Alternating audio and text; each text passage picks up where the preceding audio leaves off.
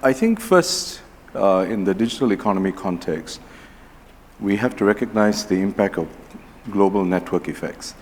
So it tends towards aggregation, tends towards winner-take-all, and there's a tendency towards, and in a way, if you put it in a positive way, the value is created through the network effect. And therefore, we should be looking at regulation through that lens. How do you empower this? If you look at data, for example, it's a case in point. I have resisted using the analogy that data is the new oil, because oil is perishable, whereas data is not, and data accretes in value when you're able to aggregate it, when you're able to organize it, when you're able to connect it. And therefore, we should be working towards efforts that are able to bring, for example, data together rather than keep them apart. So I think when it comes to regulation, I would say there are three things that we should be thinking about. The first is whether we need regulation. And I think that horse has bolted already. Even the private sector says we need regulation. But what I would argue is this: the regulation is not just essential from the consumer interest perspective, it's also relevant for businesses.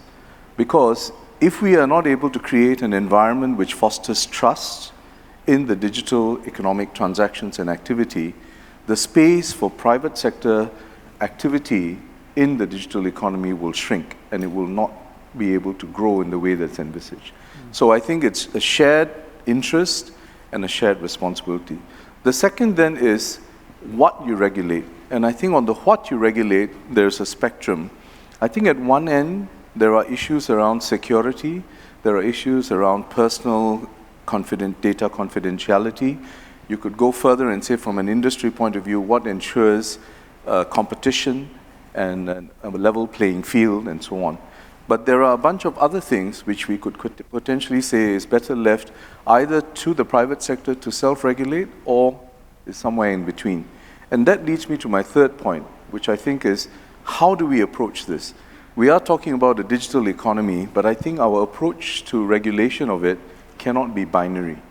And so it's not whether it's government or the private sector. I think what we need to recognize is that there's a spectrum of roles. The government can play certain parts well, because that's the role of government and it helps to foster the trust. There are parts where the private sector can do it, but increasingly I think there's a large middle ground where we need both the public and private sector to work together to come up with creative responses, not least because I think the space is so dynamic and evolving, it's not in our interest to constrain ourselves through rigid rules when we don't quite know how this is going to pan out. Mm-hmm.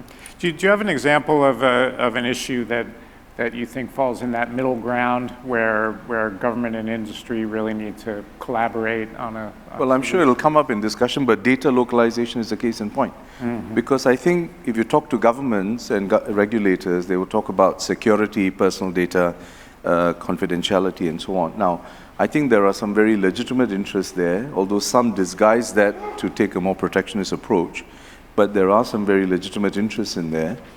But it cannot just be left to the governments to find the solutions. In other words, private sector has to step up, especially companies that are operating cross-border, and many are doing so now.